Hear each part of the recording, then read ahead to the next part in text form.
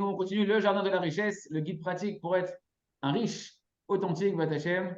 Et on reprend sur le chapitre du Cheshbon Nefesh, introspecté pour savoir d'où peuvent provenir les blocages dans la Parnassa. Hein, des fois, on se dit, je ne comprends pas, j'ai l'impression que je fais tout, je donne la tzedaka, je donne le maaser, et pourtant, je vois qu'il y a encore des blocages dans la Parnassa. On a vu hier les tefilines. Aujourd'hui, le Rav nous dit qu'il faut aussi faire attention aux mezuzot.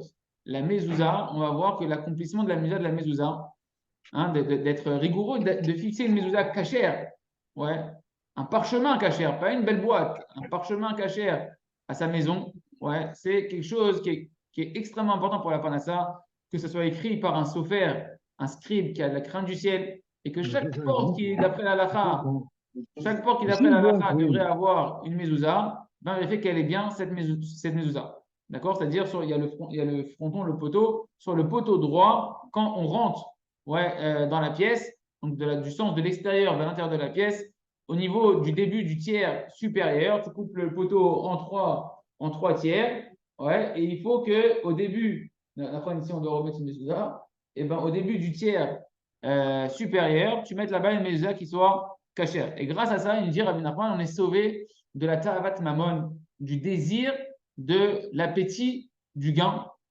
Et on mérite, c'est bien, c'est contradictoire, tu me dis, le bonhomme, il est sauvé du désir du gain, donc il va s'appauvrir. Non, quelqu'un qui sort de la ta'avat mamon, il construit son kéli, son réceptacle de confiance en Hachem, il ne se soucie plus de l'argent, il sait que c'est Hachem qui envoie l'argent quand il y a besoin, et il mérite d'avoir une parnassa abondante, une parnassa qui est cachère, qui est gagnée honnêtement avec très peu d'efforts.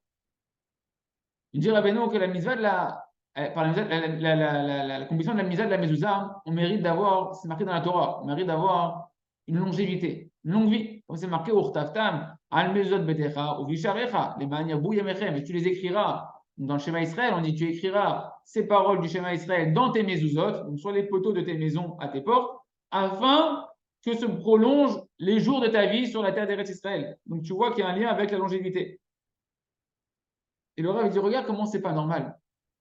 Il y a un phénomène qui est mamache, qui est pas joli. Que tu vois des personnes de chez nous qui peuvent acheter des maisons et payer 1 million d'euros sa maison, des centaines de milliers de dollars sa maison. Une belle maison extraordinaire, toute neuve, magnifique. Et quand on arrive au moment de la mezouza, putain, ça devient dur de sortir de l'argent pour avoir une belle mezouza comme il faut.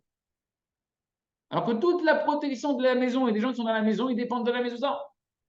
Il y en a ou sinon, il y en a d'autres qui vont être prêts à, à acheter des beaux boîtiers. Le boîtier il soit bien grand, bien beau, en argent, etc. Mais l'intérieur, le parchemin, ah, on s'en fout. C'est qu'un parchemin Chadot Shalom. Faire mode, attention, faut faire extrêmement attention. Tout celui qui est Mahamine dans la Torah de Char, il doit, les amis, aujourd'hui, prendre sur lui d'avoir des belles mezuzot dans sa maison, des belles mezuzot dans son endroit de sa parnassa. Okay, dans toutes les chambres, dans toutes les pièces. Et grâce à ça, tu vas avoir une protection véritable sur ton âme à toi, sur l'âme des gens de ta maison, et sur tes biens et sur ton argent. Parce que la maison, c'est l'endroit de la véritable richesse de l'homme. C'est là, la richesse d'un homme, elle est censée arriver dans sa maison.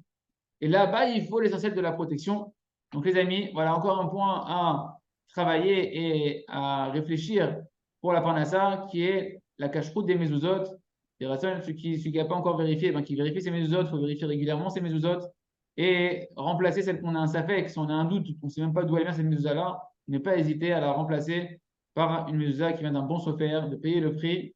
Et c'est une ségoula pour la Parnassa et pour avoir une belle maison. Razak, Benit Razek.